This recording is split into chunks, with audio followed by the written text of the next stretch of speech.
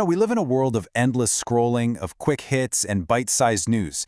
It's easy to think that deep, thoughtful storytelling has kind of become a lost art. So in this explainer, we're going to dig into a really important question. Can long-form journalism actually survive in our fast food media culture? Right. This is the question you hear all the time. It's this constant worry that our digital habits, our phones, have just completely wrecked our ability to focus. But what if that whole idea, what if the entire premise is just wrong? And this is where the story gets really interesting. That's a quote from Ira Glass, the host of the incredible show This American Life. And he basically throws a wrench in the whole conversation. He suggests the problem isn't our attention span at all. It's something else entirely. And he's got the data to prove it. Look at this number, 48 minutes. That is the average listening time for a 59-minute episode of his show. Think about that. People aren't just dipping in and out. They are deeply, deeply engaged for nearly an entire hour. That fact alone forces you to rethink everything. Okay, so here's our roadmap. First, we'll tackle the attention span myth head-on. Then, we'll get into the real risks of deep reporting, what's called the bungee jump. After that, we'll look at the economics, technology's double-edged sword, and we'll finish with the simple, powerful truth that great stories earn their length. So let's start with that big idea. The evidence really seems to suggest that, far from being gone, our appetite for in-depth stuff might actually be stronger than ever. And ironically, it's because of all the noise out there. To really put this into perspective, just look at the scale. The weekly audience for just one long-form show like This American Life completely dwarfs a sold-out Yankee Stadium, many, many times over. We are not talking about some niche hobby here. This is a massive, dedicated audience that is hungry for substance. And this points to a fascinating paradox. The constant churn of breaking news, all the alerts and notifications, it actually creates a profitable niche for something slower, something more considered. When everything feels like fast food, a slow-cooked story becomes a premium, valuable experience. So, if the audience isn't the problem, then what is?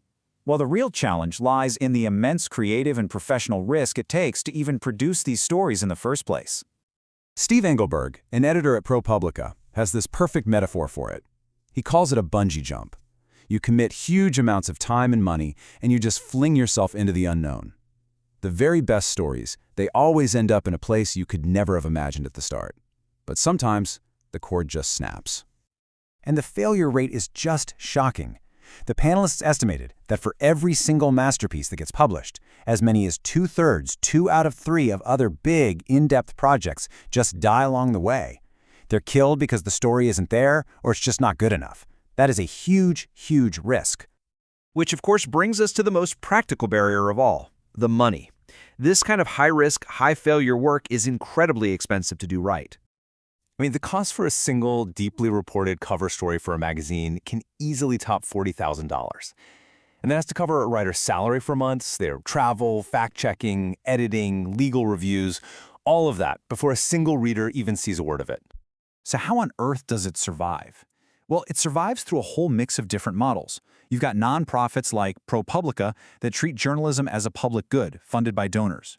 You've got public media like Frontline that relies on a mix of public funds and viewer support, and then others like This American Life have a diversified model with station fees and sponsorships. The point is, there is no one magic bullet.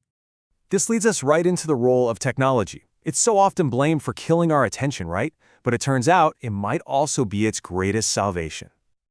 A key idea here is something called transmedia.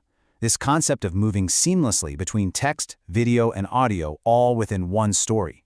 But this creates a real fundamental tension for anyone trying to tell a good story. The writer Roger Angell put his finger on this perfectly. He described this anxiety that, a hyperlink, which is supposed to add depth, can actually pull the reader right out of the immersive world you've built with your words. It breaks the narrative spell. One second they're with you, the next they're gone.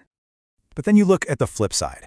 For centuries, the single biggest enemy of a long story was just physical, finite page space. You'd run out of paper. Today, our digital devices offer literally infinite space. A 25,000-word story isn't a logistical nightmare anymore. It's an opportunity. It's actually more accessible now than it has ever been in history. And this brings us to the real conclusion here. The survival of long-form storytelling? It has almost nothing to do with attention spans or technology. It all comes down to a single, timeless principle. And David Remnick, the editor of The New Yorker, just captures it perfectly. Quality is the only thing that matters. A great story earns its length, whether that's 5,000 words or 25,000. A boring story? Well, it feels way too long after just one paragraph. Ira Glass argues the key is to adopt an entertainer's mindset. Your job isn't just to inform people, it's to captivate them. You have to be able to take a story about something as dry as the writ of habeas corpus and make it so compelling that someone literally cannot turn it off. You can't just serve people journalistic oatmeal and expect them to be grateful. And that really is the big takeaway. What's dead isn't long form. What's dead is bad long form. You know, the dense, unreadable, eat-your-vegetables journalism of the past. Great storytelling, on the other hand, is more valuable and more alive than ever. Which leaves us with one last question. And it's not for the creators, it's for us. In a world of infinite choice, where we are the ultimate editors, what stories do we decide are worth our most valuable asset, our time?